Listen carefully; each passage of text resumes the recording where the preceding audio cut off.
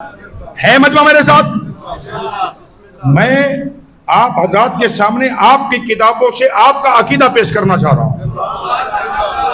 توجہ ہے یا نہیں؟ یہ میرے لیے میرے مذہب کی کتابیں حجت ہے. مجھے ادھر ادھر سے کتابوں کے حوالے دینے کی ضرورت نہیں ہے. امیر المومنین نہج البلاغہ میں شریف رضی نے مولا کے خطبہ نقل کیا جس میں حضرت نے خود زبان علی ابن ابی طالب نے، خطیب منبر سلونی نے، مصطفیٰ کی زبان چوس کر پڑھنے والے نے، غوری نہیں فرما، توجہ ہے یا نہیں ہے؟ بعض لوگ تھے جنہوں نے نبی پاک کا، کسی نے نبی کا جھوٹا دودھ پیا، کسی نے نبی کا جھوٹا پانی پیا، کسی نے پیغمبر اسلام کا چھوڑا ہوا سالن وہ استعمال کیا. غور کیجئے گا. اب میں آپ عزیزوں سے جی ذرا داد بھی چاہوں گا، دعا بھی چاہوں گا. بچے شاید پرواز نہ کر سکیں. کسی نے سرکار کا جھوٹا دودھ پیا، سرکار نے دودھ چھوڑا، انہوں نے پی لیا. کسی نے پیغمبر اسلام کا جھوٹا پانی وہ استعمال کیا، کسی نے پیغمبر اسلام کا جھوٹا کھانا وہ کھایا. اس کی بنیاد پر ان کے اندر علم پیدا ہو گیا اور لوگوں نے ان سے دین لیا. غور کیجئے گا، ریکارڈڈ گفتگو ہے، یہ پیغام تمام دنیا تک پہنچے گا انشاءاللہ. ہم مکتب اہل بیت کے ماننے والے دیگر مکاتب فکر، جو کہ 73 فرقے موجود ہیں، ایک فرقہ شیعہ ہے، باقی 72 دوسرے فرقے. شیعہ فرقہ باقی کسی فرقے کو کافر نہیں کہتا. وہ سب ہمارے مسلمان بھائی ہیں. وہ جس سے بھی دین لے کے بڑھ رہے ہیں وہ سب کے سب ہمارے نزدیک مسلمان ہیں. کیونکہ ہم قائل ہیں جو بھی لا الہ الا اللہ محمد رسول اللہ پڑھتا ہے وہ مسلمان ہے. جو بھی کعبہ کی جانب رخ کر کے نماز ادا کرتا ہے مسلمان ہے. جو اللہ کو سجدہ کر رہا ہے مسلمان ہے. ہم کسی کے حق میں حق کے فتوی کفر صادر نہیں کرتے. لیکن جس نے بھی دین، ہم میں باقیوں میں فرق کیا ہے؟ ہم دین لیتے ہیں نبی کی اہل بیت سے. مجھے تائید چاہیے ہوگی بھائی. ہم دین لیتے ہیں رسول کی اہل بیت سے. باقی فرقے دین لیتے ہیں نبی کے اصحاب سے. توجہ فرمائیے گا. اصحاب پیغمبر میں کون سے افراد ہیں؟ کسی نے نبی کا جھوٹا دودھ پیا ہے، کسی نے نبی کی جھوٹا پانی پیا ہے، کسی نے نبی کا جھوٹا کھانا کھایا ہے. اور یار کمال ہوگی، کبھی تو کسی مولوی سے جا کے پوچھو کہ جو نبی کا جھوٹا دودھ پینے والے سے دین لے، جب وہ کافر نہیں ہے تو نبی کی زبان چوس کے پلنے والے سے دین لینے والا کافر کہتے ہیں. غور فرما رہے نہیں فرما رہے میرے عزیزوں؟ وہ بھائی اگر کسی نے سرکار کا جھوٹا دودھ پیا اور لوگوں نے اسے حدیث علی دین لیا، وہ مسلمان ہے. تو علی کون ہے؟ علی نے تو نبی کی زبان چوسی. کسی نے نبی کو ظاہر بھائی کسی نے نبی کو اٹھایا، کسی نے نبی پاک کو اپنے کاندھوں پہ اٹھایا، تو نبی کی سواری بننے والے سے دین لینے والا کافر نہیں ہے. تو جس کو نبی نے کاندھوں پہ اٹھایا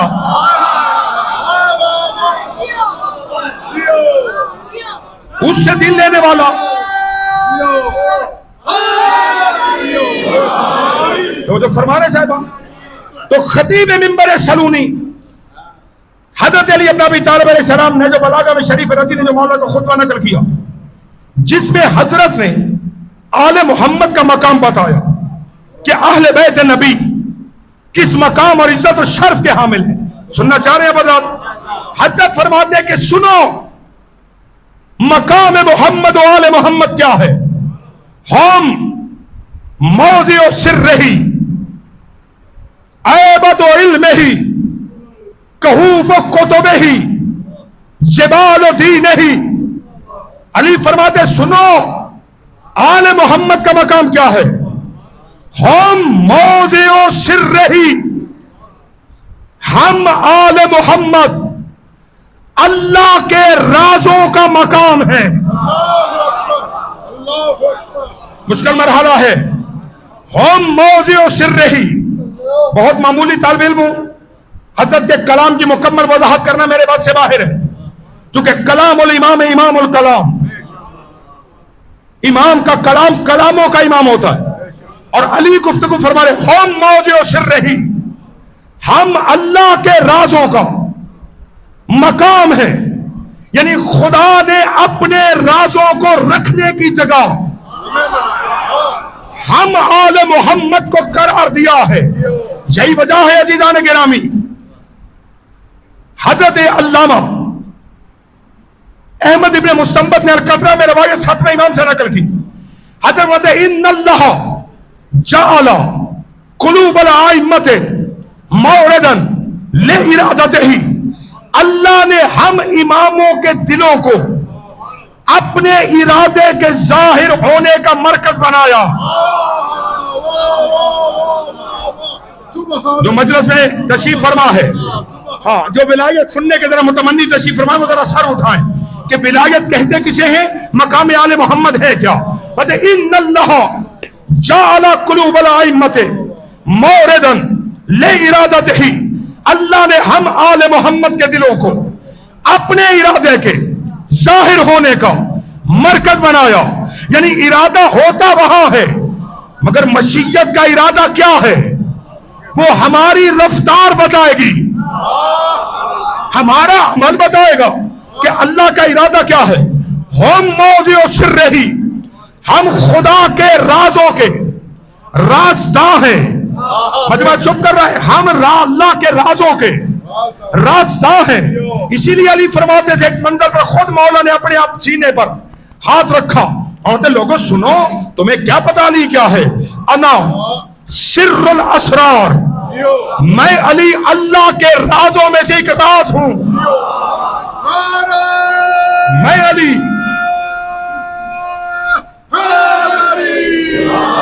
اللہ اکبر، میں علی اللہ کے رازوں میں سے ایک راز ہوں، یعنی سر اللہ الاکبر کو علی کہا جاتا ہے۔ علی کسی عام سی ہستی کا نام نہیں ہے، اللہ کے رازوں میں سے ایک راز کا نام علی ابن ابی طالب ہے، جسے آج تک کوئی سمجھ نہیں سکا، نہ کوئی اپنا نہ کوئی بیگانہ۔ آج تک ممبر سے جملہ کہا جاتا ہے اور بھائی کہ جہاں پر عقل انسانی کی انتہا ہو جائے وہاں سے علی کی ابتدا ہوتی ہے، نہ یہ جملہ غلط ہے۔ جہاں فکر انسانی کی انتہا ہو وہاں سے علی کے سلمان کی ابتدا ہوتی ہے۔ نہیں غور کریں گے سرکار، جہاں پر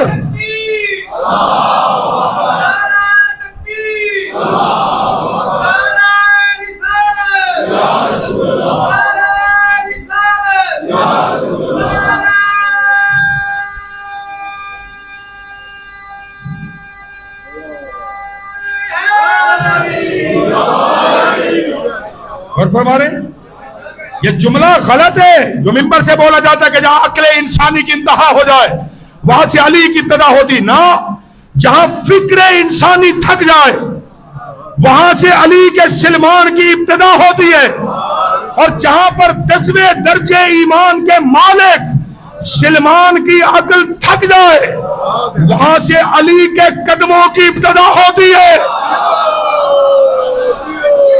ہائے ہائے اللہ اکبر، ایسی علی نہیں کرے انا سر الاسرار، میں اللہ کے رازوں میں سے ایک راز ہوں۔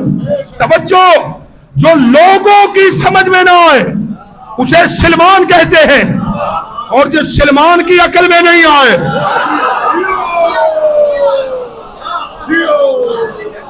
غور کر رہے ہیں؟ ہاں، اب آپ کی محبت میں 2 مصرع الہامی میرے ذہن میں گردش کر رہے ہیں، جو آج سے میں نے کوئی 20 ایک سال پہلے کسی مجلس میں یہ 2 مصرع کہے تھے، جو اسی جملے سے میرے ذہن میں آ گئے۔ حضرت محسن نقوی شہید، خدا ان کے درجات بلند فرمائے، انہوں نے ایک منظر پہ 2 شعر پڑھے، وہ فرماتے اس حقیقت کی محمد سے گواہی لے لو،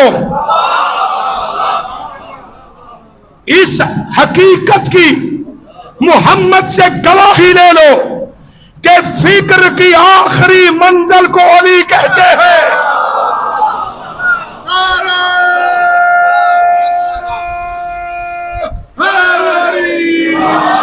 اللہ اکبر، غور کیجئے گا سرکار، اگر مجمع متوجہ ہے۔ محسن نقوی نے کہا کہ اس حقیقت کی محمد سے گواہی لے لو کہ فکر کی آخری منزل کو علی کہتے ہیں، مگر شاعر تھا تخیل میں خطا ہو گئی، رک گیا، فکر پرواز نہیں کر سکی. جو زاویوں میں آ جائے وہ علی نہیں ہوتا، جو فکروں میں آ جائے وہ علی نہیں ہوتا، عقلیں جس تک پہنچ جائے وہ علی نہیں ہوتا، علم کے زاویے جسے اپنے اندر لے لے وہ علی نہیں ہوتا. تو محسن نے کہا اس حقیقت کی محمد سے گواہی لے لو کہ فکر کی آخری منزل کو علی کہتے ہیں. مقابل میں 4 مصرے کسی اور نے کہے نہیں، وہ کہتے بحر دانش کے شناور ہی کو در کہتے ہیں. ادب ہند میں اسی لفظ کو گر کہتے ہیں. ارے فکر کی آخری منزل سے بھی بالا ہے علی، فکر کی آخری منزل کو تو ہور کہتے ہیں.